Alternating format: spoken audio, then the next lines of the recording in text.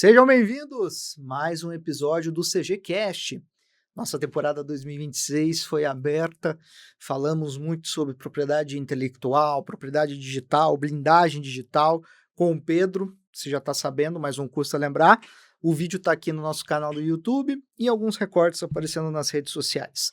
Hoje a gente vai fazer o nosso episódio número 2 dessa temporada, com um convidado muito especial, parceiro do CG.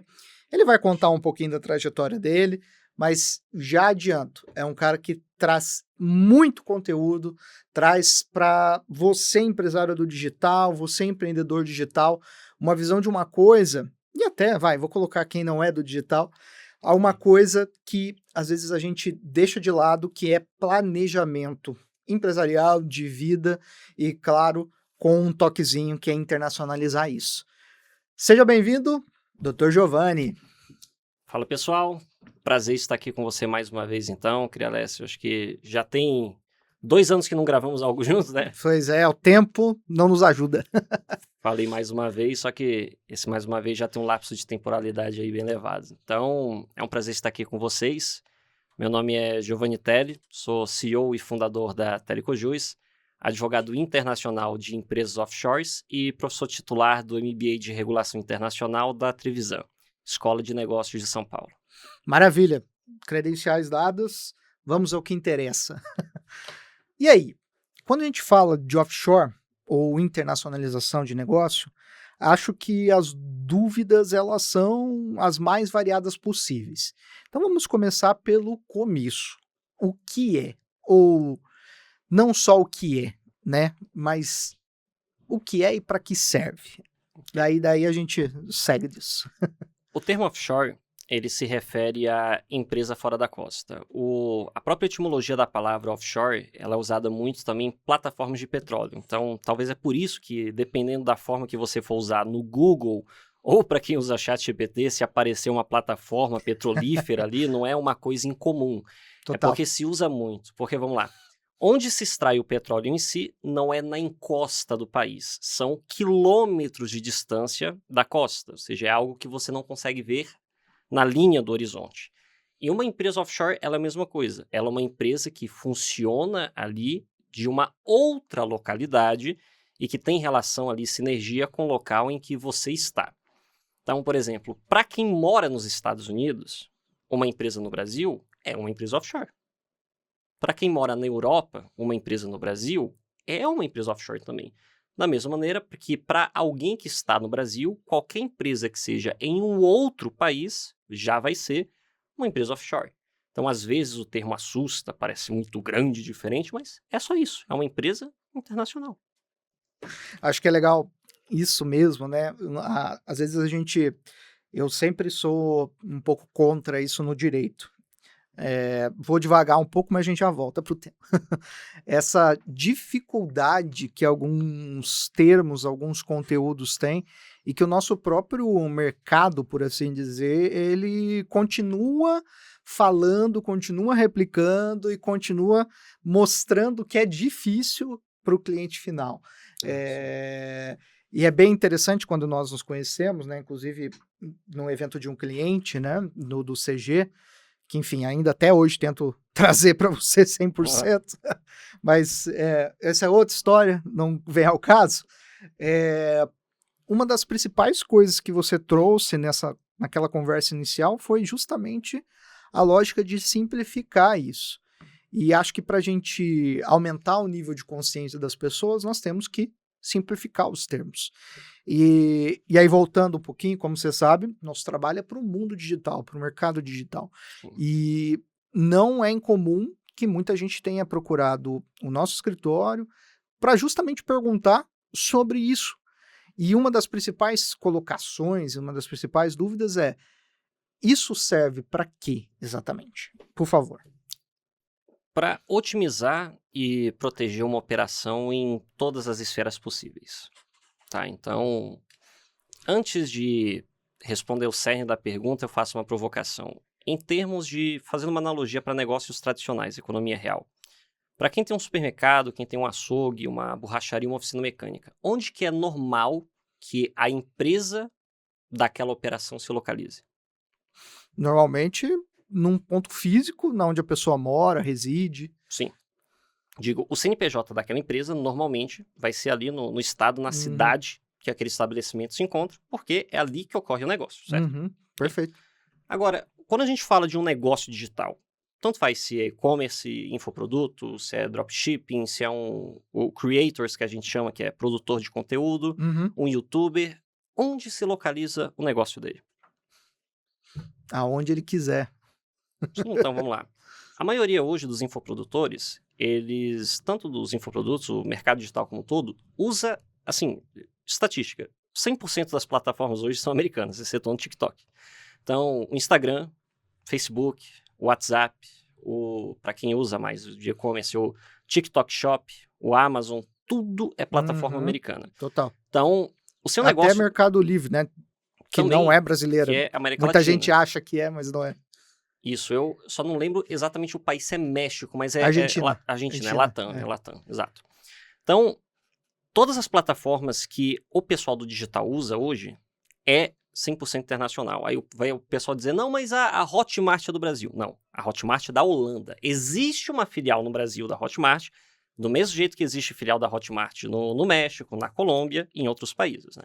Então, existe uma pequena filial no Brasil e algumas dessas grandes empresas possuem essa pequena filial, né? Então, por exemplo, o YouTube tem uma pequena filial no Brasil, que é um escritório em São Paulo, um CNPJ, que só serve ali para que youtubers que tenham mais de 100 mil inscritos possam usar aquele espaço em suas gravações ali de conteúdo. O CNPJ do YouTube no Brasil, ele não fatura, tá? Então, de forma geral, independente de onde se localizem os clientes daquela operação, ela sempre usa um vetor, ela sempre usa ali um marketplace, ela sempre usa uma plataforma que não se localiza no Brasil. E às vezes, no mundo moderno que a gente vive, às vezes nem o criador de conteúdo, o próprio dono do negócio, às vezes ele não se localiza no Brasil. Então, por exemplo, mais uma vez citando exemplos, o Arthur Ribas, que é o criador da QIFI, hoje ele mora nos Emirados, ele mora em Dubai, mesmo o negócio dele se localizando ali no Brasil, né? E aí que vem um ponto. Dado essa ótica, essa perspectiva, esse funcionamento moderno, por que é que o CNPJ, ou seja, a empresa que detém aquela operação, tem que ficar no Brasil? Não é uma obrigação, só que a maioria das pessoas vive tanto na rotina, naquele corrida dos ratos, como chamam, que não param para pensar nisso. Então, pode parecer estranho, pode parecer algo distante, ou justamente por termos mal empregados midiaticamente, pode parecer, entre aspas, errado. Ilegal. Mas, o ilegal, ou alguma coisa assim. Para encobrir algo ilegal. Nada disso, né? Super comum. E aí que vem o ponto. Se você tem uma operação do digital, salve raras exceções, então obviamente existem exceções e tudo, mas a regra é, se você tem uma operação do digital, você tem a opção de escolher em qual país você quer domiciliar a empresa, porque mais uma vez você tem a sua atividade, você tem o seu negócio, você tem a sua operação. A sua empresa nada mais é do que o CNPJ que se baseia para realizar ali o faturamento, a parte das finanças, né, as contas bancárias, etc. Então, você tem a possibilidade de escolha em um negócio digital de qual tabuleiro você quer utilizar. Porque é isso que eu não concordo com o que eu vejo do pessoal do Brasil, que é algo que a gente já conversou. Então, assim, muitas vezes a gente vê o pessoal, principalmente do ramo de e-commerce, dropshipping, fazendo uma contabilidade completamente errada, completamente enviesada, para não dizer literalmente extremamente irregular. E o que eu vejo normalmente é eles pegando ali termos que, por exemplo, o fulano de tal usa uma empresa no lucro presumido, só que ele, na verdade, junta técnicas, ou seja, ele junta artifícios contábeis que são do Simples Nacional e junta com algo ali do lucro real. Aí ele diz, mas é porque se eu fizer como está ali, o meu negócio não para de pé. Aí eu faço a pergunta. Essa escutamos bastante, com certeza. Ou então em qualquer aspecto, seja em parte tributária, seja em parte trabalhista, né, que é uma coisa que mesmo o pessoal do digital tem que cuidar muito, né, aspecto trabalhista, aspecto civil, consumidor. Se você não gosta das regras literalmente das leis, das regras do tabuleiro do Brasil, por que você escolhe o Brasil como o tabuleiro que você vai ali jogar o seu jogo, que você vai realizar a sua operação. E as pessoas não param para pensar nisso. Então, obviamente, quando a gente fala da prosperidade de um país, existem N fatores, N variáveis, mas por que será que os Estados Unidos, ou até mesmo países muito mais novos e sem riqueza, como o caso de Singapura, são tão ricos, tão prósperos e desenvolvidos? Muitas vezes é por causa justamente das regras do tabuleiro, as regras do jogo. Então, alguém que está no digital, a pessoa pode, literalmente, e eu recomendo 100% das vezes, que o empresário pare para pensar sobre o tipo de business dele. Então, vamos lá. Hoje você é um empresário que roda alguma coisa em relação a, por exemplo, não sei, vamos dizer mercado de emagrecimento. Tá? Mercado de emagrecimento, hoje nos Estados Unidos, entre pessoas de obesidade mórbida, gordos, de forma geral, pessoas acima do peso, e pessoas que necessitam emagrecer. De forma geral, tem mais de 240 milhões de pessoas nos Estados Unidos nessa situação. Ou seja, o que tem de pessoas entre obesas e acima do peso nos Estados Unidos é mais do que a população inteira do Brasil. Então, se você tem um mercado inteiro desse para explorar, e você sabe que muitas vezes no território nacional, como o caso do Brasil, você pode ter afetações com a Anvisa, você pode ter afetações, não sei, com o conselho médico, infinitas variáveis.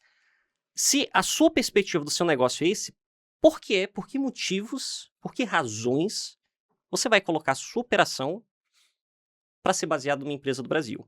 Porque, mais uma vez, como advogados, a gente sempre tem que seguir a lei. Então, se você tem uma empresa no Brasil, você tem que seguir a legislação brasileira. E você não tem a opção de dizer, eu quero seguir essa regra, mas não essa. Essa aqui não. Não é assim que funciona. Então, mais uma vez, o que a gente está dizendo aqui não é sobre nada irregular, muito pelo contrário, é sobre regularizar a sua empresa, fazendo certo, mas com a possibilidade de você escolher quais regras você quer seguir. E se você é um empresário do digital, você tem a opção de fazer isso. E aí a primeira coisa que eu sempre recomendo para o pessoal, e é o que a gente faz na Telecojus, é, antes de dissermos né, qual que seria a solução para o seu caso, vamos primeiro analisar a sua operação. Quais que seriam ali os pontos mais interessantes, os tipos de regras mais favoráveis para você? Que o tipo de negócio do determinado empresário é de um risco muito elevado, ok, primeiro ponto. Então, não é interessante a gente olhar países que sejam tão regulados, tá? Nesse sentido. Ou então, não, é que o meu negócio ele tem uma margem de lucro muito elevada. Opa, então seria bom a gente evitar tabuleiros ali, países que tributem pesadamente em cima ali do lucro, né?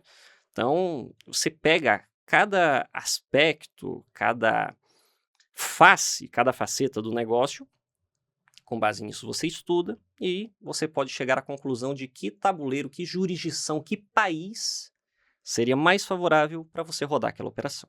Maravilha. Isso é ouro, tá, gente? Fica ligado que tem mais ouro ainda para ser entregue. Muito comum, né, quando a gente olha para esse lugar da internacionalização de uma empresa, uma dúvida que é a seguinte: tá, eu abro essa empresa em qualquer lugar do mundo que seja, mas lá eu vou precisar ter um escritório, eu vou precisar ter pessoas lá para justificar essa abertura, o CNPJ do outro país, ele precisa ter funcionários como é no Brasil. E é interessante que, aí eu vou deixar claro você responder, que às vezes a gente percebe, tem a percepção, estávamos falando até antes dessa coisa de percepção, de que as coisas são parecidas com a nossa vivência. E o Brasil é o famoso manicômio legal. Tem lei para tudo e, às vezes, coisas que realmente precisavam ter lei não tem. Mas, enfim, divagações do Arthur. As empresas não necessariamente serão a mesma coisa que elas seriam aqui, certo? Exatamente. Então, é todo aquele arcabouço, né? Às vezes, por exemplo, você tem tanto regras quanto imposições da sua empresa que você faz, na verdade, para se resguardar de legislações que tipicamente só existem no Brasil, como a questão da própria legislação trabalhista, como a gente falou, vamos lá. Tem julgados do Brasil, e aí você pode entrar muito melhor do que eu nessa área, mas eu já vi ali o cachorro do cara mordeu ele em casa no home office. Ali deu indenização trabalhista. O cara caiu Durante o horário de trabalho. Durante o horário de trabalho. O cara caiu da cadeira na casa dele, né? Se ele desequilibrou, caiu em casa, acidente de trabalho no home office, né? Ou seja, esse tipo de abominação acontece no Brasil, não acontece em outros lugares do mundo. Total. Também a própria facilidade, tanto para você contratar quanto para você despedir, enseja você mudar toda, na verdade, a forma de funcionamento de um negócio, de uma empresa. Então, sim, como a gente falou, você vai ter que seguir a legislação, as regras, com base em onde estiver a sua empresa. E aí, por isso que é tão importante você ter um fit entre a legislação que você segue, ou que você quer seguir, com o tipo de operação, tipo de negócio que você tem. Sobre as regras que você tem que seguir, a legislação do país, ela realmente vai variar ali de jurisdição para jurisdição. Então, sobre o que você perguntou, tem que ter escritório físico lá? Tem que ter funcionários? A resposta é, como toda resposta jurídica, depende. Depende, ele já sabia o que ia responder. Mas é verdade. Mas então, depende. Depende. Então, vamos colocar exemplos. Não só no Brasil, mas internacionalmente, a gente tem uma regra do direito internacional que se chama substância econômica. Substância econômica tem a ver com a realidade factual do seu negócio, não apenas ali aquele pedaço de papel, porque, mais uma vez, em suma, a documentação de uma empresa, a documentação da corporação nada mais é do que um pedaço de papel. O que forma um negócio é um conjunto de fatores envolvidos. Então, onde se localiza o sócio, onde está a empresa, onde estão as contas bancárias, onde estão os funcionários, ou seja, N fatores. Então, na União Europeia, ou seja, em países europeus, estilo Itália, Alemanha, Portugal, etc., eles não são países que comportam operações digitais. Veja muito bem. Para quem conhece a Europa bem sabe disso, a Europa é alérgica à tecnologia e a inovações. Né? Então, enquanto os Estados Unidos cria 10 startups ali por dia, do mundo digital, a regulação da Europa é aquela presídia da tampinha da garrafa ali para não soltar, né? Essa é a regulação da Europa. Feita então, por humanos, preferencialmente. Exato. Então, a Europa é alérgica à tecnologia. Daí que vem aquela questão. O que eu mais vejo, o que eu mais vi no passado, Kiralesse, nesse sentido de migração de negócios, é muitos empresários, diante da situação do Brasil, indo para Portugal e abrindo as empresas lá e batendo cabeça. Mas, cara, não funciona aqui. Quer dizer, eu queria fazer isso, queria fazer aquilo. Mais uma vez, você já pensou se Portugal tem as regras do tabuleiro de Portugal, a legislação de Portugal, ela tem fit com o digital?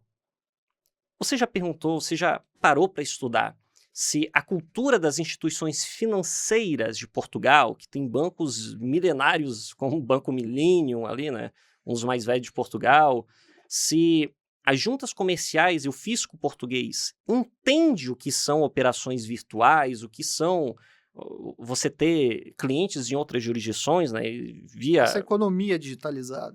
O que é essa nova economia? Então, se você está querendo basear sua operação em um país cuja legislação não reconhece negócios digitais, cujas instituições financeiras não vão entender o que você está fazendo, vão bloquear sua conta, achando que você está fazendo coisa errada, cuja a parte do fisco ali, a contabilidade, não vão entender o que são ali aquelas transações e podem querer te imputar uma multa por considerar ali que você deixou de recolher alguma coisa. Então, tá tudo errado ali e você quer porque quer forçar a sua operação ali.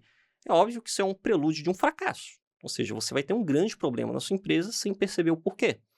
Então, não só Portugal, mais uma vez, não é só Portugal. Os países da União Europeia, de forma geral, eles não são feitos para negócios digitais. Porque, sim, eles têm que ter escritório físico. Sim, você tem que ter funcionários locais. E, sim, inclusive a contabilidade do seu negócio tem que ser também local. Então, existe uma série de regras que são literalmente feitas para aquela jurisdição em específico e você vai ter que ter um altíssimo nível de substância econômica nela para funcionar. Existem até algumas exceções dentro da União Europeia, como é o caso da Estônia, que é bem famosa no mercado digital, mas que piorou muito nos últimos anos. Enquanto jurisdições como o caso de Dubai, Singapura melhoraram, Panamá também, a Estônia piorou. Essa é uma outra regra em termos do mercado internacional. Ele é cíclico. Ele geralmente muda ali abruptamente a cada 6, 10 anos. Tá? Então, o mundo que a gente vive hoje é muito diferente do mundo de 2010 que é muito diferente dos anos 2000, que é muito diferente da década de 90. E será daqui a 10 anos, 15? Exatamente. Diria que Uhum. até da Menos mesma atualmente, né? menos, É, exatamente. de fato. As fases cíclicas. E já existem ali em contraste, né, outros países que é muito fácil você desenvolver isso. Então, o exemplo dos Estados Unidos é muito fácil ali você criar uma LLC americana. Então, tecnicamente, você até pode criar sozinho, inclusive, sem precisar de um advogado ou Uhum. contador. A questão é que é 99% de chance de você estar fazendo uma cagada imensa. Porque a questão dos Al Estados Unidos... Capone foi preso não pelos crimes, da- os crimes de máfia, mas sim por sonegar impostos. É, Estados Unidos, ele tem um gosto a mais de buscar aqueles que deixam de quitar suas dívidas e são irregulares com o tio Sam, né? aquela frase de que devo, não nego, pago quando posso, isso é uma coisa bem do Brasil, tá, pessoal? Lá fora, especialmente em países ali como os Estados Unidos, isso não acontece, não. Senão você vai conhecer ali o chilindró também, uma parte da cultura americana, né? Mas Estados Unidos é muito fácil de abrir uma empresa digital e realmente o país inteiro tem adaptação para isso, tanto que você tem instituições financeiras que são muito voltadas, né? Você tem, por exemplo, o Mercury Bank, você tem a Wise, você tem essas instituições financeiras que, mais uma vez, não são bancos. Então, do mesmo jeito que você tem no Brasil bancos que não são bancos, né? Os bancos digitais, via de regra, Fintechs, exatamente, não são bancos, nosso são modelo. fintechs. É. Estados Unidos você também tem, só que muito adaptados ao mercado digital. E aí também tem uma série de outros países muito bem desenvolvidos, né? Próprio os Emirados Árabes, como a gente citou, Singapura, Hong Kong, tem várias jurisdições Uhum. que têm uma receptividade em toda a sua legislação, toda a sua cultura, todos os seus costumes e a infraestrutura local pronta para recepcionar negócios digitais. Muito bom. Inclusive, até uma vez, né?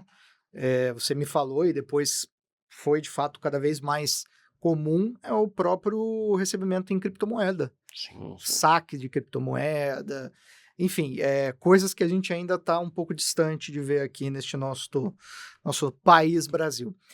Mas falando desse empresário que chega lá na porta digital, tá, gente?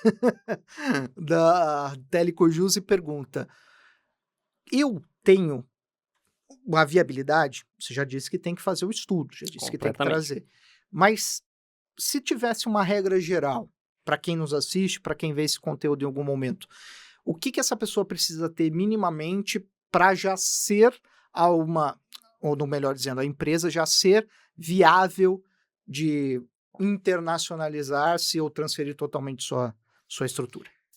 Um dos pressupostos mais básicos é ou você já ter clientes internacionais que não precisam ser gringos, como chamam. Podem ser brasileiros que moram nos Estados Unidos, podem ser brasileiros que moram em Portugal, ou muita gente do digital acaba vendendo mesmo sem intenção para Angola. Muita gente, né?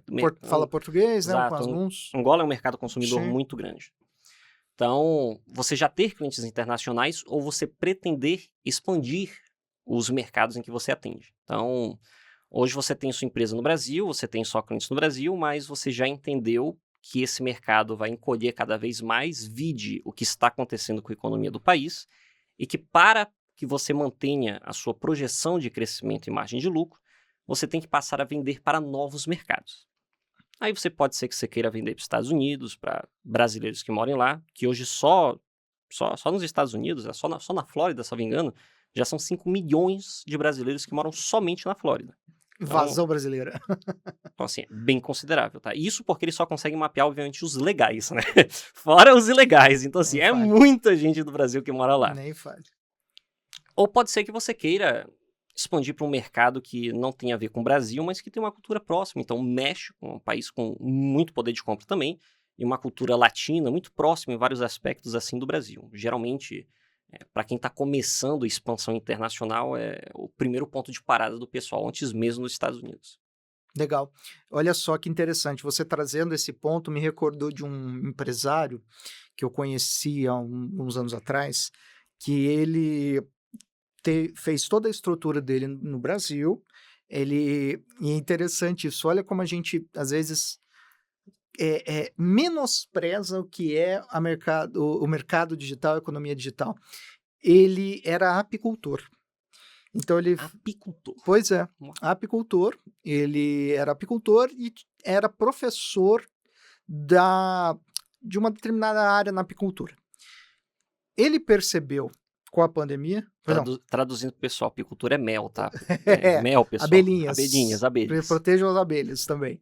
Então ele desenvolvia isso como renda, ele dava aula sobre criação e ele pensou, bom, por que não fazer isso no mundo digital? E ele estourou. Na época que eu conheci ele já estava começando a tracionar. E olha só como às vezes a gente não percebe que o digital justamente ele tem uma simplicidade que leva para essas possibilidades num segundo momento e às vezes, por isso, às vezes ser muito rápido, muito simples, coisas importantes como validar, averiguar se o seu negócio cabe em outro país, é que esse senhor, ele é já um senhor, professor, ele gravou todo o curso dele e depois legendou em espanhol e inglês. E ele já estava vendendo para México, porque você falou do México, me recordei, e Estados Unidos. Então, o próximo passo de uma empresa como essa, que começa com uma lógica até que simples, vou expandir meu mercado, vou vender mais e faturar mais porque eu tive a pandemia, ou diminuiu-se a necessidade de estudar sobre tal coisa, para outros países que eu não necessariamente preciso falar a língua. Hoje, com a IA, você consegue legendar com tranquilidade. E a verdade é que hoje tá muito misturado, né, Crialessa? Então, assim, a gente tem muito cliente na Telecojus, olha só.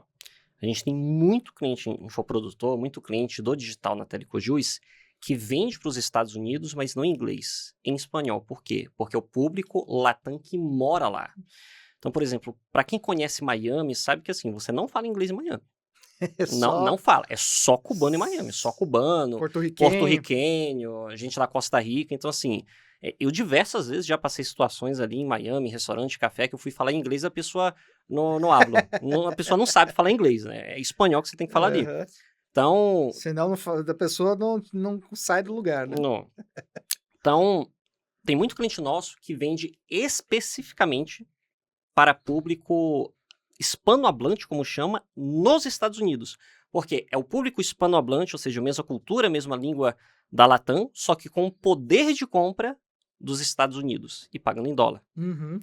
Então, hoje tem um mercado muito grande nesse sentido e em vários outros sentidos. A pessoa, que outra língua seria muito interessante em questão de venda? Eu digo, a questão do russo, por incrível que pareça, né? Para alguns mercados, mercado de beleza, pô, é um prato cheio o mercado de beleza. Por quê? Hoje você tem mais ou menos 12 países que são russos nativos, né? Uhum. Então você tem Rússia, Bielorrússia, Estônia, Lituânia, Letônia, você tem Azerbaijão também, que é Native Speaker Russian, você tem a própria Geórgia, Armênia, assim, você tem uma imensidade de países. Você pode simplesmente fazer, geralmente com suas estratégias de mercado, seu direcionamento de tráfego pago, a venda dos seus cursos em russo para toda aquela região do leste europeu, e obviamente o seu produto tendo ali um mercado consumidor, como é o caso que eu citei em termos de beleza, ele vai ser muito bem aceito. E eu cito beleza porque, estatisticamente, as mulheres eslavas, elas gastam muito mais, elas investem muito mais em produtos de beleza, nesses termos, do que no Ocidente hoje em dia. Então, para quem atua com estética, quem atua com emagrecimento, preenchimento labial, seja na modalidade de curso ou de uma assessoria, se dá muito bem nessa área. Então, é um exemplo também de, vamos dizer, uma língua predominante que você consegue vender para uma região inteira. Muito bacana. Percepções que muitas vezes a gente não tem, né? Percepções que, por lidarmos, né, com empresas digitais que estão, às vezes, até com um faturamento muito bom, ganhando já muito dinheiro, mas se entendendo ainda como empresa, esse tipo de coisa não é levado em consideração. Não só por uma questão de aumento de mercado consumidor, mas pelas facilidades que às vezes você vai ter com a internacionalização, com a abertura em outro país.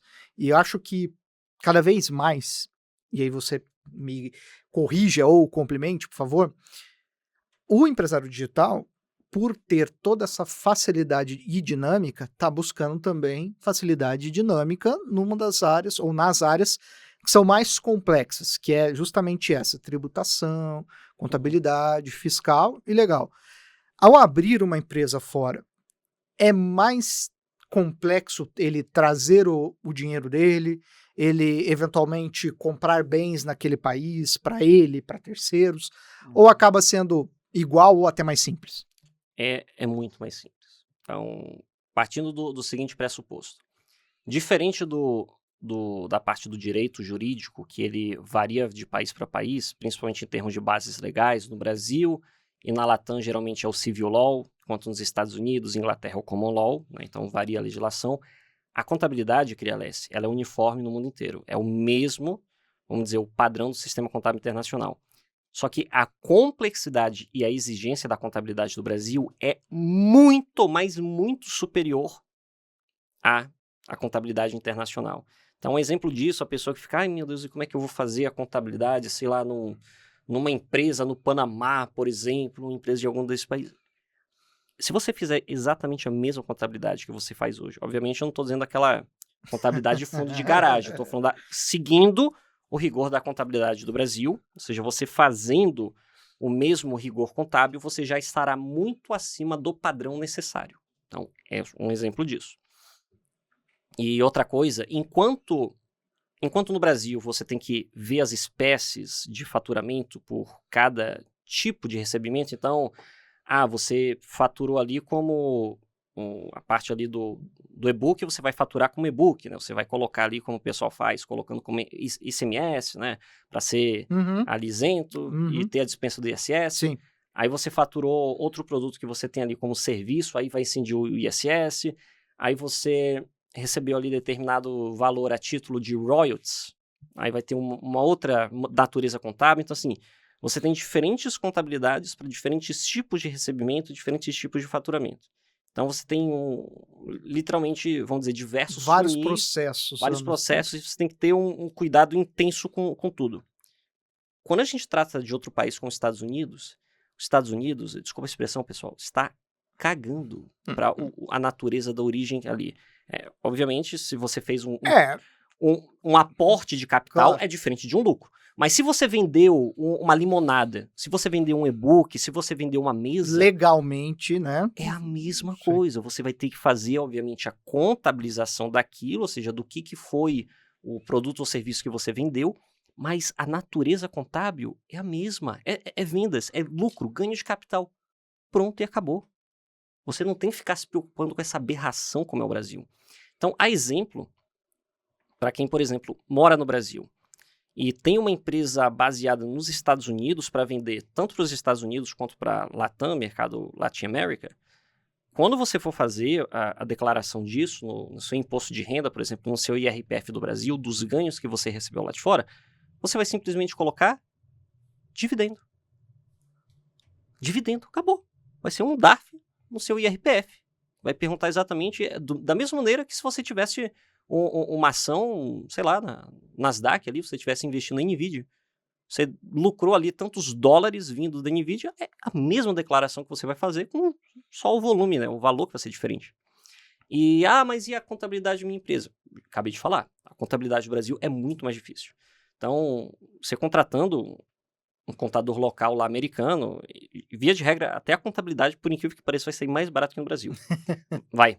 Porque a complexidade que você paga, você sabe disso, para hoje uma boa contabilidade fazendo lucro presumido, ou pior, no lucro real no Brasil, o que você desembolsa, principalmente em estados como São Paulo, para você pagar lucro real e presumindo uma boa contabilidade, às vezes vai Sim, ser mais barato uma contabilidade americana, por incrível que pareça.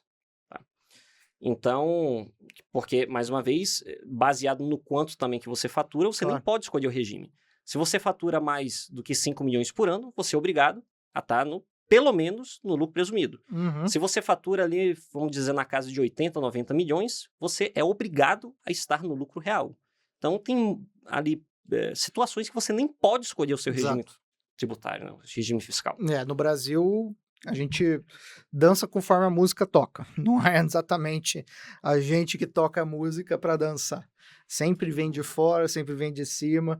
E acho que uma das dúvidas que sempre me perguntam, e também é um dos motivos, acredito, que buscam a tua empresa, é: com isso, eu consigo tirar ou reduzir a tributação da empresa e o meu? Porque no Brasil a gente necessariamente tem que declarar, como já está muito. Então vamos lá. Vou responder mais uma vez com aquela palavrinha mágica.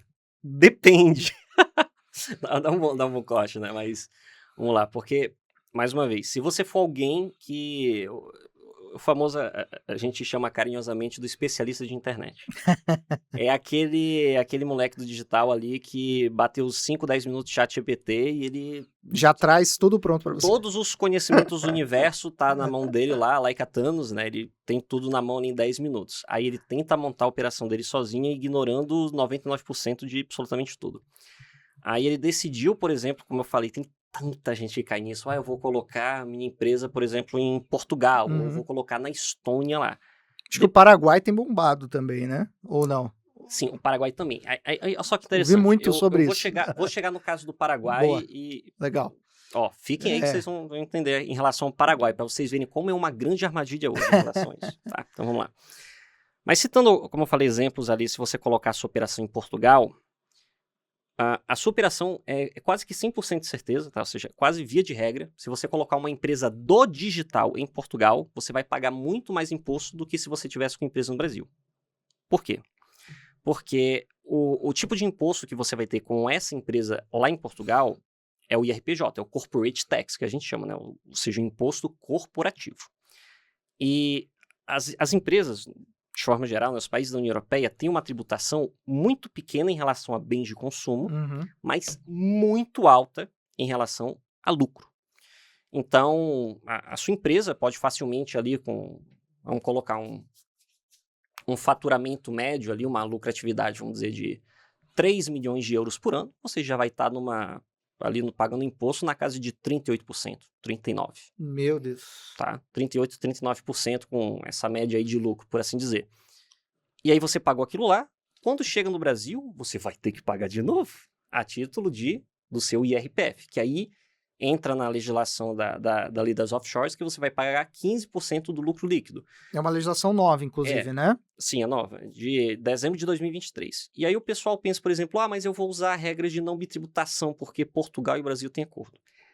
Outra pegadinha que o pessoal cai muito. Pessoal, regra de não bitributação só vale para o mesmo imposto. Mesmas espécies tributárias. Então, se a gente está falando de um imposto corporativo em Portugal e o imposto da pessoa física, o IRPF no Brasil, não é o mesmo tipo. E mais, você ainda vai pagar imposto de dividendos em Portugal. E sabe aquele imposto que tem de 10% agora, mínimo da pessoa física no Brasil? Adivinha, não é imposto de dividendo. Então, nem isso você consegue abater. Aí você vai pagar o imposto corporativo, o imposto de dividendos em Portugal. Meu Deus. Entendeu a lógica? É assim que funciona. Então, você pode ter um mar de rosas ou você pode ter um pesadelo na sua vida. Depende realmente da forma que você fizer. Se você fizer tudo muito bem estudado, planejado, calculado e com assessoria de profissionais qualificados, eu garanto que você vai ter uma ótima experiência e eficiência. Se você fizer na doida ou nas coxas, como o pessoal fala, aí você vai ter realmente uma desgraça nesse sentido. E aí, citando outro exemplo que é muito famoso, como você falou agora, do Paraguai. Tributariamente, o Paraguai, sim, ele em termos taxativos, em termos de tributação, parte fiscal, ele é muito bom, porque o Paraguai usa o sistema de tributação territorial. Então, tudo que vier do Paraguai, tudo que vier de fora do Paraguai e cair ali na empresa, é isento de imposto. Então, na parte de impostos corporativos, a empresa ela vai funcionar muito bem em parte fiscal tributária. Legal. Mas lembra que a gente falou no início do podcast que a parte da sua empresa, a parte corporativa, é só uma pequena parte do que é o seu negócio, do que é a sua operação? Então, por exemplo, vai exatamente de encontro que a gente falou. O Paraguai até realmente tem um bom sistema territorial tributário, mas ele não tem cultura nenhuma em termos de digital, ele não possui instituições financeiras que são preparadas para receber o mercado digital, ele não tem marketplaces, né, como o caso da Hotmart, não tem Wi-Fi. É um país pequeno, pouca população é um país pequeno, sim. agrário, têxtil. E assim, não é falando mal do Paraguai. Não, Inclusive, um dos sócios da Telecojus é paraguaio, tá, pessoal? Não, é um modelo de cultura e economia do país. Exato, é aceitar a realidade, pessoal. Então, mais uma vez, a economia do Paraguai é muito mais próxima do Mato Grosso do que do Brasil, do restante do Brasil, por assim dizer. Então, é um país têxtil e agrário. Acabou. Tem leis famosas como a Lei da Maquila. Sim, a Lei da Maquila é para você desenvolver indústria nacional produzindo coisas que sejam feitas no Paraguai. Não tem absolutamente nada a ver com produto digital, tá? Então, só um título de comparação, curiosidade, os bancos do Paraguai, eles também não são acostumados a receber um alto volume de dinheiro, como é o caso do Brasil, que você pode receber um Pix, sei lá, de 5, 10 milhões, no dia seguinte você se explica com o seu gerente, está tudo feito. Você vai ter que, obviamente, fazer sua contabilidade, dar um jeito de declarar isso. Declarar, claro. Mas você concorda comigo que o banco não vai recusar a transação. Muito difícil, pessoal. Assim, Itaú... Depois ele vê. Bradesco, exato. Não vão recusar. Porque, mais uma vez, o Brasil tem... Por ser a 10ª, agora já não é mais a 10ª, né? A 11ª tá caindo. Tá quase, 12ª. Tá, exato, tá quase 12ª aí, tá caindo. Mas por ser uma grande economia, tem esse fluxo alto. Sim. O Paraguai não tem. Então, se você receber de uma vez só um saque, por exemplo, você sacou da Amazon, você sacou do TikTok Shop ou da Hotmart, um volume ali como 2, 3 milhões para o seu Banco do Paraguai e você não comunicar ele previamente... Ou ele vai congelar o saldo no momento que cair no banco, ou nem sequer ele vai aceitar, ele vai recusar a transferência, a transação. Olha só. Porque os bancos do Paraguai, eles não funcionam assim. Para qualquer volume de grande transferência, você tem que primeiro comunicar ao banco para depois receber. Então essa história de, por exemplo, mas o Paraguai tem conectividade agora com o Pix, e mais uma vez, você não tem privacidade nenhuma lá, porque o Pix pertence ao Banco Central do Brasil. Então, todo Pix que chega no Paraguai, o Banco Central do Brasil tem total controle daquilo. Tá? O Pix é telado, inclusive no sistema da Receita Federal. Então, você não tem aquela dinâmica, aquela agilidade de uma economia como São Paulo, por exemplo. Pô, fiz uma ligação aqui, fechei um negócio, vou receber um Pix... Mercado americano, sim. Você tem o que seria a tradução do Pix, você tem o Zelle, né? O Zelle no sistema americano, que funciona igual ao Pix.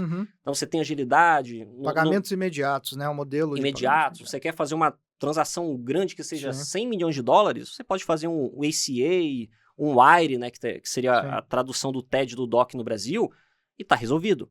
O Paraguai, mais uma vez, não tem isso. Então, você vai ter literalmente ali uma dor de cabeça muito grande, ou então, assim, dependendo da situação, pode até quebrar seu negócio. Porque você vai colocar expectativa, ou seja, fez ali a empresa, transferiu ali a sua operação, contratou contabilidade, tudo. Quando estavam os primeiros recebimentos ali dos novos negócios, contratos que você fechou, eita, congelou aqui, eita, e agora? Vamos abrir uma conta no Stripe. Stripe não tem no Paraguai.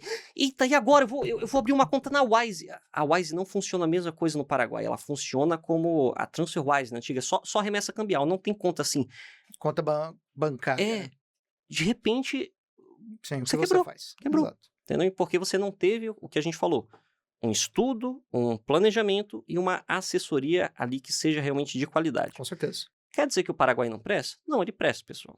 Várias vezes na Telecojus a gente fala. O Paraguai, ele é muito bom em termos de residência fiscal, e muito bom até para quem é fã de automobilismo. Você pode tirar residência e ter sua carteira de motorista do Paraguai, e com isso você pode legalmente emplacar um carro no Paraguai que você compre lá, ou traga dos Estados Unidos, emplaque lá, e rodar até 6 meses por ano no Brasil. Pode fazer isso. Tá dentro da lei. Então, tem coisas positivas. Benefícios e ônus, como qualquer lugar. Exato. Então, o Paraguai é bom para residências, para questão de habilitação em outros aspectos, mas não é um lugar que vai receber seu negócio, principalmente se ele for ali digital.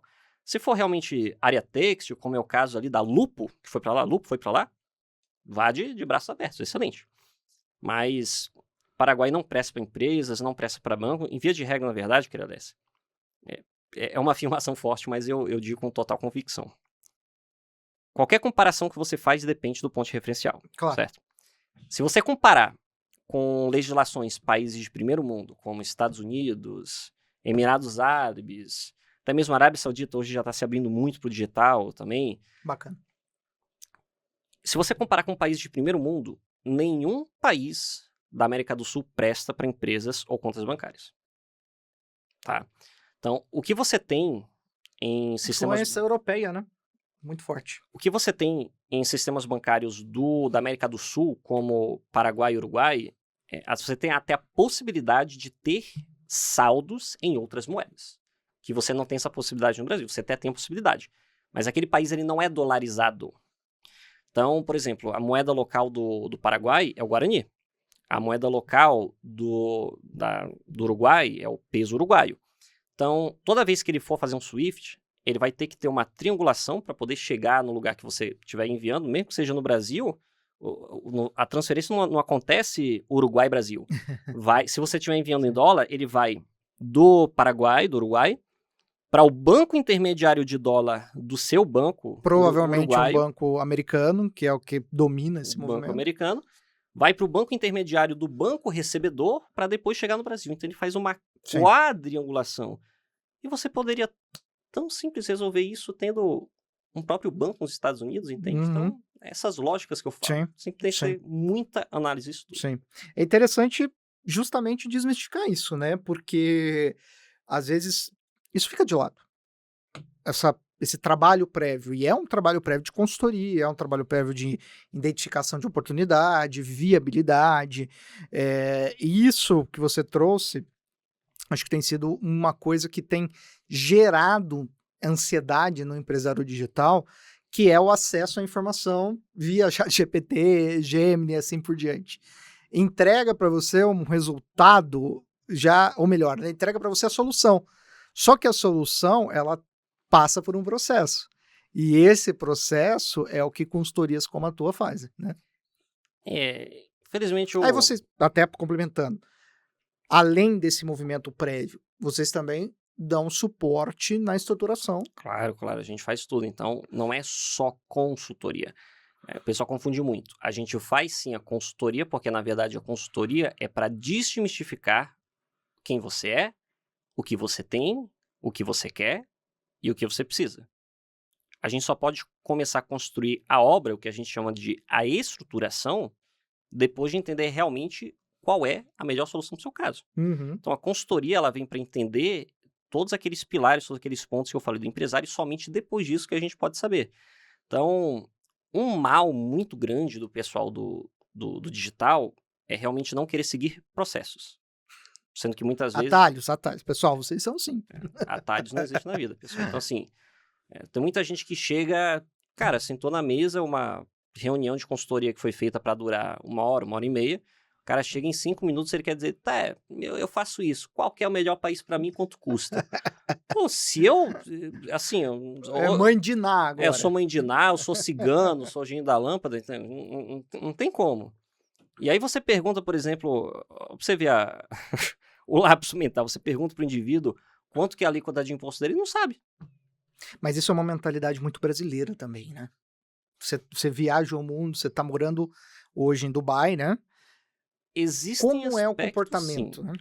Aí vou falar. Existem sim aspectos que, é verdade, são questões brasileiras, como a questão do querer precificar o trabalho alheio, né? O latino, de forma geral, ele valoriza muito produto e pouco serviço. Porque é assim que funciona a lógica em países de terceiro mundo, né? Ou seja, o produto é muito caro e o serviço muito barato. Estados Unidos, países de primeiro mundo, é o oposto. Então, serviços são muito caros. Quanto mais personalizado, mais caro. Isso, e o produto mais barato. E nos Estados Unidos, se você cobra muito, o que o americano pensa não é, esse cara tá querendo levar vantagem, não vai pensar, porra, pra esse cara tá me cobrando isso, ele deve ser muito bom. Ele deve ser, entende? A mentalidade do americano é isso. Então, sim, tem coisas que é incomum no Brasil. Só que nesse sentido, se você pega um empresário da economia real, como, mais uma vez, você pegar um dono de supermercado, um dono de uma oficina mecânica, ele sabe exatamente quanto ele está pagando de imposto, ele sabe tudo nesse sentido da empresa dele, porque existe, mesmo naquelas pessoas que são informais, que não tiveram instrução formal, né, uma formação acadêmica, elas têm um mínimo ali de uma gestão corporativa. E o pessoal do digital é aquela mentalidade de cassino, de ganho rápido, colocar dinheiro no bolso e esquece o resto. E assim, você até pode realmente fazer 1, 2 bons... acontece, exato. Faz 1, 2 bons anos da sua vida assim, no terceiro você quebra. Porque assim você não consegue ter previsibilidade e estabilidade. Muito comum. Se você não tratar Se você não tratar a sua empresa como um verdadeiro negócio e ter a sua gestão corporativa que acompanhe isso, você vai literalmente matar a sua galinha dos ovos de ouro e vai acabar um dia a fonte. É isso que acontece, tá? A gente está muito próximo do fim, mas eu não posso deixar de terminar perguntando para você de uma coisa que está deixando o pessoal de cabelo em pé, que foi a recente decisão da Meta, especificamente a Meta. A gente ainda não tem esses desdobramentos tão claros para outras plataformas, mas sim para a Meta.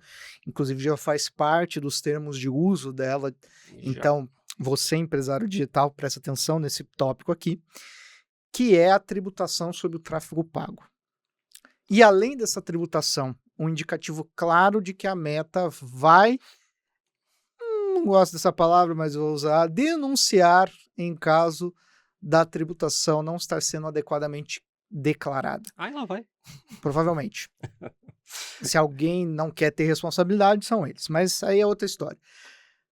Para você, qual é ou quais seriam as soluções que, dentro da tua expertise, dentro do escopo do que você faz, para esse empresário, que, claro, não é um empresário starter, mas que já tem um movimento financeiro interessante, para talvez usar isso, não vou dizer como uma mina de ouro ou uma resposta para todos os problemas, mas justamente para tentar economizar nesse ponto específico. Tá. O empresário do digital que está sendo afetado por essa situação da Meta, ele só tem 3 soluções, 3 caminhos que ele pode fazer diante disso. Mas antes de falar de soluções, só recapitulando em 2 minutinhos rapidamente, o que foi essa situação? A Meta, nos anos anteriores, ela já arcava com diversos tributos, ali, espécies tributárias, né, como PIS, COFINS e ISS, que ela arcava e para ganhar mercado, competitividade no Brasil, ela assumia esse custo. Com o advento da reforma tributária, aumentou muito o custo da Meta. E aí ela começou a fazer o cálculo. Teve aquela situação no passado, que eu não sei se tu lembra, da multa milionária que o Netflix levou de 240 milhões, que fez as ações derreterem até lá nos Estados Unidos com esse passivo tributário que ia ter que assumir, enfim. Aí a Meta olhou isso e disse, cara... Sou o próximo. Não vale muito a pena para mim correr esse risco aí, não. Então, o que ela fez? Começou a repassar os tributos. Aí ela anunciou em 1º de outubro de 2025 que a partir do 1º de janeiro de 26, ela começaria a repassar esses tributos, que é o PIS, COFINS e ISS, que representam um aumento de custo ali de 12, na verdade, a 13,75%, dando quase 14% ali, dependendo se o seu método é pré-pago ou pós-pago. Quem que paga essa conta? Todos os anunciantes situados em território brasileiro, sejam eles pessoas físicas ou jurídicas, que é o que acontece a emissão da nota. Ou você fatura uma pessoa física ou jurídica, não tem terceiro termo. Ou é físico ou jurídico, acabou. Então, seja um CPF ou CNPJ, você vai pagar essa conta. Aí o que muita gente não entendeu é, mas e se eu usar um cartão de fora? Não resolve. Mas e se eu anunciar para fora? Não resolve. Mais uma vez, é muito simples. Se você está anunciando do Brasil, por meio de uma empresa do Brasil ou um CPF, faça chuva, faça sol, independente da quantidade do volume, se você está pagando em dólar, real, libra, o que você queira pagar, ou para onde você está direcionando aquele tráfego pago, você vai pagar esse aumento de custo. Agora, se você está fazendo isso de uma empresa de outro país, você não paga esse custo. Aí o pessoal fica assim, mas como é que a Meta fiscaliza? Como é que acontece essa mágica? É simples.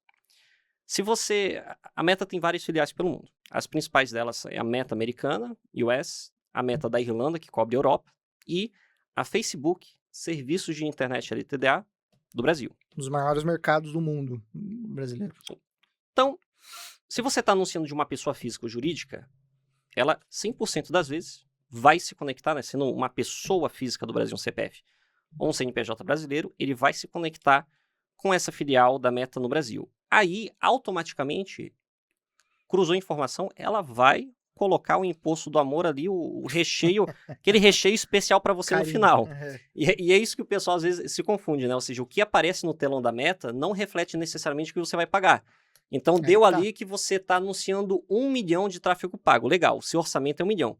Quando chega no checkout, na hora de pagar, vai estar dando lá 1.135.000, por exemplo, né? Ou seja, Nossa. já vai estar o recheio e a cobertura lá para você, entendeu? Se você estiver fazendo isso de uma empresa de outro país, aí sim resolve. Porque não estará conectado nessa filial da Meta do Brasil. E aí, essa já é a primeira solução das 3. Então, se você estiver anunciando com uma empresa de outro país, você automaticamente já contornou isso. Então, se você tem uma empresa nos Estados Unidos, uma empresa nos Emirados, outro país, mesmo que o seu anúncio seja para o Brasil, mas você não estará faturando de uma pessoa física ou jurídica localizada em território brasileiro. Então, isso já te isenta desse novo tributo, tá? Desse repasse da meta. Essa é a primeira solução. A segunda é você ali, dentro da sua estratégia, você utilizar maneiras de que você passe a ganhar mercado, competitividade por meio de outras plataformas. É exemplo do Google. Então você comece a fazer seu patrocinado, seu tráfego pago, por exemplo. Muita gente não sabe, mas o Twitter tem isso. Você pode fazer tráfego pago no Twitter. Então, você faz o seu patrocinado ali no Google, que o Google não seguiu esse mesmo movimento da Meta ainda. Então, Ainda. Então, o Google não está repassando esses tributos. Então, você pode fazer o seu anúncio no Google, você pode fazer seu anúncio no ChatGPT, você pode fazer seu anúncio no YouTube, você pode fazer seu anúncio em outras plataformas, substituindo ali o que antes era totalmente dependente e direcionado ao Facebook Meta. Essa é a segunda solução. E a terceira é bem simples, você repassar. Entendeu? Só que, na minha visão, essa terceira solução é a menos efetiva, porque simplesmente você vai perder mercado fazendo isso. O pessoal tem muito essa, ou seja, desculpa a verdade, mas soluções simples são sempre cagada. Com certeza. Não existe atalho. Então, se ela parece muito simples, tem alguma coisa errada nela. Qual que é o problema de você simplesmente repassar? Eu vou repassar porque está todo mundo fazendo. Tudo bem, colega, você pode fazer isso. Só que eu garanto que o seu resultado não vai ser igual. Porque é simples, não tem mágica. Se o teu e-book, o teu produto, custava ali R$80 e agora ele custa 110, às vezes aquela pessoa não vai conseguir pagar. Aí você fala, pô, mas 80 para 110 não faz muita diferença. Para você, Pra quem? exatamente, para você pode não fazer diferença. Mas para aquele cara que é principalmente ali, classe D e E. Né, E se você, um produto clássico, renda passiva não, renda extra. A pessoa não tem literalmente dinheiro. Não tem, entendeu? E a gente tem metas, tem dados estatísticos, Criales, que o cassino online e o tigrinho no Brasil, eles estão roubando espaço e vendas até mesmo do varejo brasileiro. Sim, eu vi esse dado. Até mesmo do varejo brasileiro. Imagine do mercado digital. E aí é por esse outro motivo também que eu sempre incentivo ali o pessoal a realmente pensar em novos mercados, porque, mais uma vez, não só o mercado se sofisticou, mas a economia do Brasil é outra. O poder de compra do seu público-alvo é outro. O comportamento do consumidor está mudando.